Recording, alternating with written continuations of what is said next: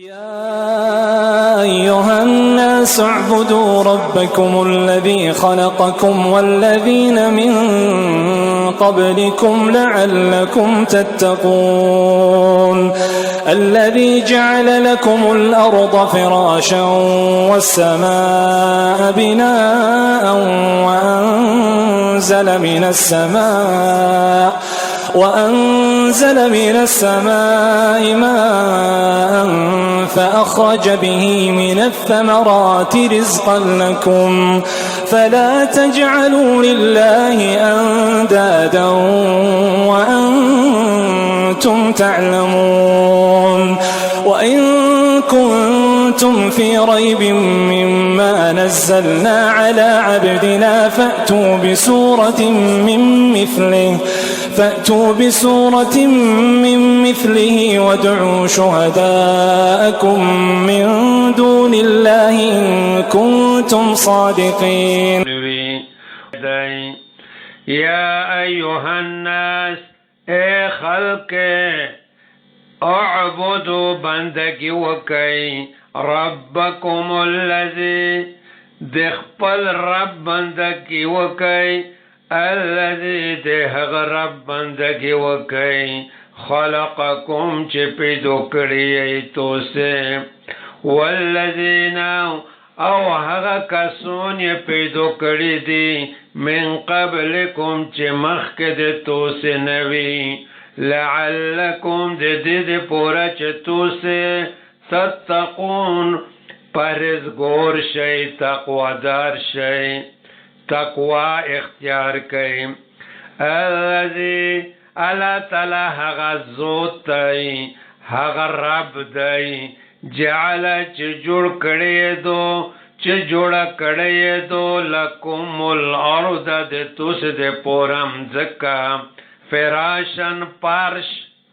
والسماء او اسمان بناء چت یعنی چت یې جوړ کړی دی وانزل او روی من السماء د اسمان د طرفنا ماءن یبر وروی فاخرج نور وبوسی به پد یبی سرم من الثمرات هر قسم میوه رزقان رزق روزی لکم د توس د پورم فلا تجعلوا نما جوړوي نما ګرځوي لله د الله تعالی سره اندادن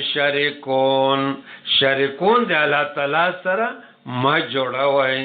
وانتم حال دا چتو سه تعلمون پیږي چې د ټول کورینه الله تعالی کوي بل چاته ویل منډه کوي د بل چنه ویل مدد غوړي سر دی الله تعالی نه وغوړه سر دی الله نه مدد وغوړه وَإِن كُنتُمْ او کچیر یای تو سے پھر ایبن پشک یای مما دهغه کتوبنا نزلنا چنو نزل کړای دای میجا چې الله تعالی نزل کړای دای علی عبدنا په بنده خپل باندې چې محمد صلی الله علیه وسلم و فاتو نوروړی تو سے بصورتن یو صورت من مثله پشان